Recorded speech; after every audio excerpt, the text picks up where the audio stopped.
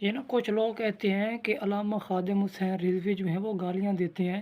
آپ یہ ذرا بیان سنیں اور مجھے بتائیں کہ کیا وہ گالیاں دیتے ہیں؟ اگر تم لوگوں نے دین نہیں پڑھا تو پھر دین کی ترجمانی کے لیے پہلے دین پڑھنا بہت ضروری ہے۔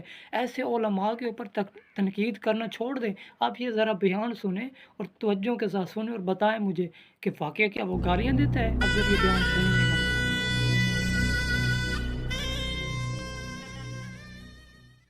رضوی صاحب اگر گالی نہ دی جائے تو زیادہ بہتر نہیں ہوگا، کیونکہ تیری پہن دی فری یہ والا فکرہ جو ہے وہ سوشل میڈیا پہ اتنا وائرل ہو چکا ہے آپ کے نام کو لے کر کے آپ جو ہے وہ بعد بعد گالی دیتے ہیں، اس کے اوپر کوئی میری رہنمائی فرما دیں۔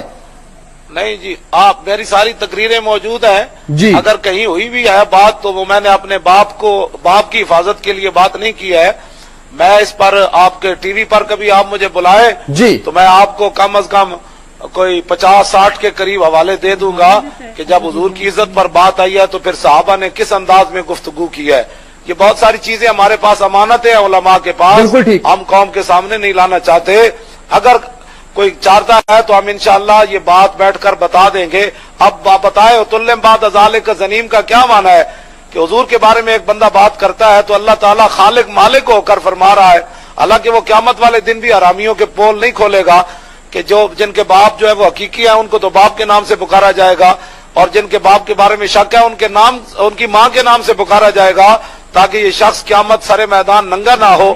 تو اللہ تو بڑا ستار ہے، لیکن ولید بن مغیرہ کے بارے میں اللہ نے فرمایا میرے حبیب، اس نے آپ کے بارے میں وہ لفظ میں لانا نہیں چاہتا، قرآن میں تو موجود ہے، اس نے حضور کو مجنوں کہا تو اللہ تعالیٰ نے اس کے 10 عیب بیان کیے، فرمایا میرے حبیب یہ تو حرامی ہے، اپنے باپ کا ہی نہیں ہے، اب بتائیں اس پر آپ کیا بات کریں گے؟ وہ خالق اور مالک ہو کر کیا فرما رہا ہے اور قرآن مجید میں فرما رہا ہے۔